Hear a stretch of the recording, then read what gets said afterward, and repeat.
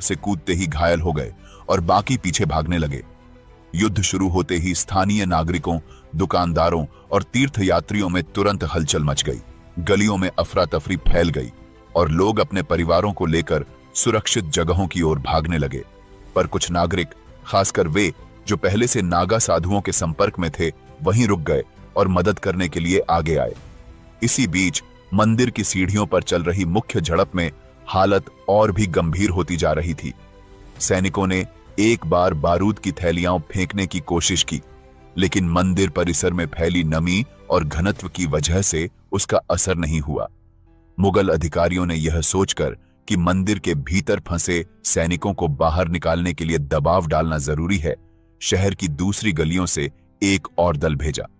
करीब 30 सैनिक दक्षिणी रास्ते से मंदिर के पास की गलियों में घुस गए, जिनमें से कुछ ने स्थानीय दुकानों को जबरन बंद करवाया और लोगों को डराने की कोशिश की। यह बर्ताव सीधे तौर पर लोगों के विरोध को और भड़काने वाला साबित हुआ। कुछ जगहों पर नागरिकों और सैनिकों के बीच हाथापाई की घटनाएं भी हुईं।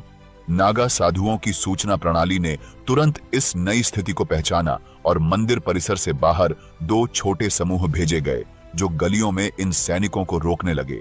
शाम तक यह हालत बन गई थी कि मुगल फौज को अपने सभी रास्तों पर विरोध मिल रहा था। मुख्य द्वार पर करीब 4 घंटे तक चली भिड़ंत में मुगल सैनिकों की थकान, उलझन और चोटें साफ दिखाई देने लगी थीं।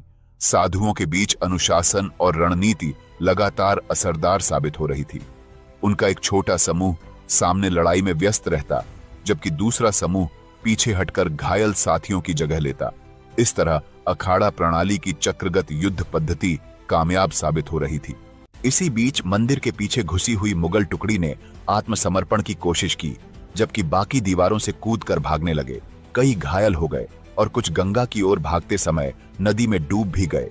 गलियों में तैनात तीसरा दस्ता, जिसे बाद में भेजा गया था, वह भी स्थानीय लोगों और युवा सेवकों के छोटे छोटे विरोधों से बिखर गया।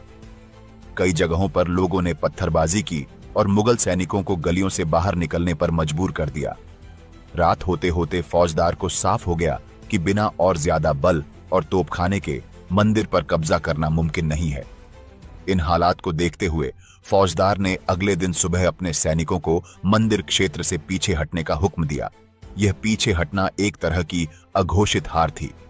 किसी शाही ऐलान के बिना ही मुगल प्रशासन ने काशी विश्वनाथ मंदिर पर तुरंत कार्रवाई रोक दी और फौजदार ने इस नाकाम अभियान की रिपोर्ट औरंगजेब को भेजी। मंदिर क्षेत्र में नागा साधुओं और स्थानीय लोगों ने एक बार फिर व्यवस्था संभाली। औरंगजेब